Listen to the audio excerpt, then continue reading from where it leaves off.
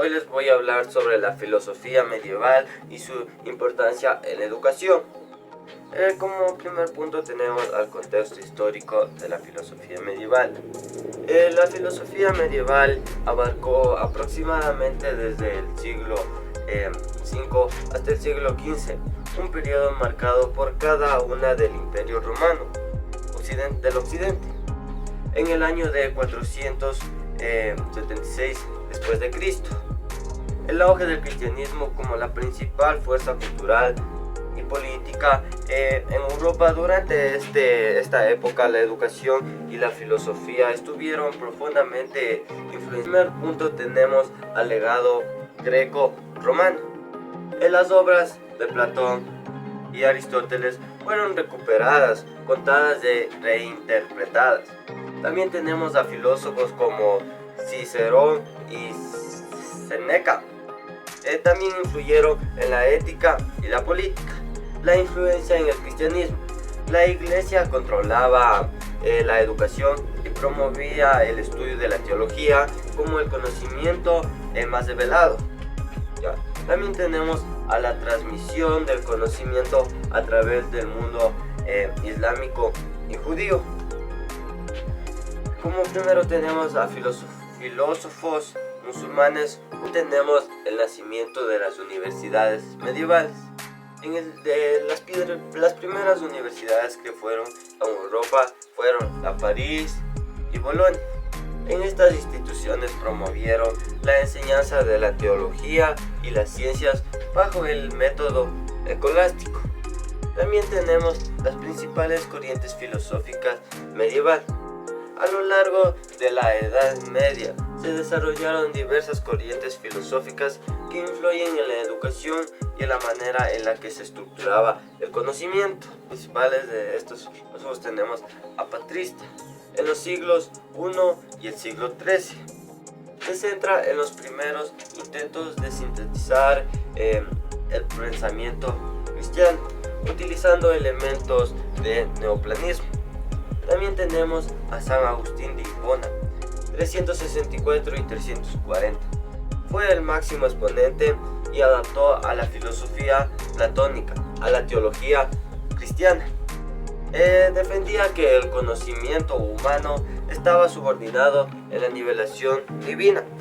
También tenemos en la educación, promovía la enseñanza de la fe como fundamento de conocimiento. Desarrolló en las universidades medievales y como método principal tenía disputatio, debates racionales sobre cuestiones filosóficas y teológicas.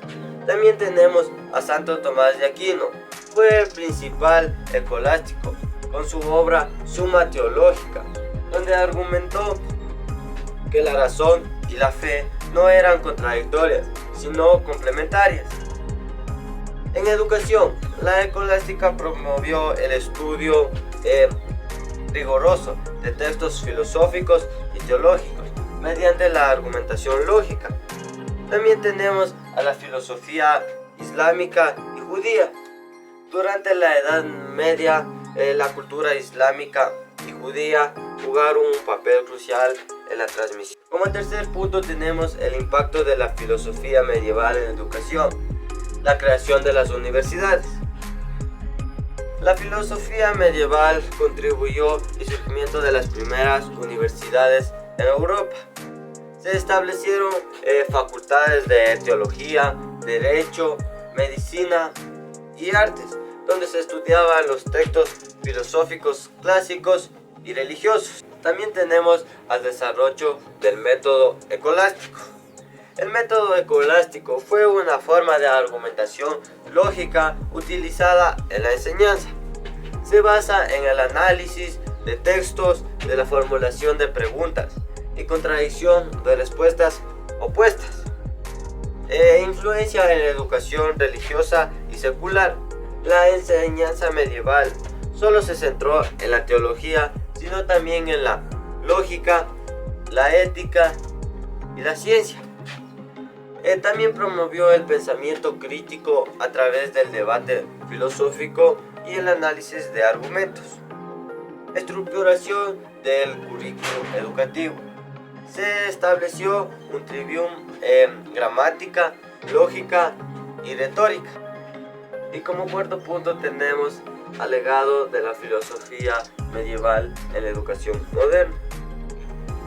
Desarrolló el pensamiento crítico, la argumentación lógica y el debate, caracterizada del método escolástico, siguen siendo esenciales en la educación superior. La fundación de instituciones académicas.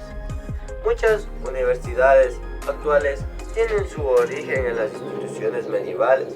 La estructura de grados académicos, licenciatura, maestrías o doctorados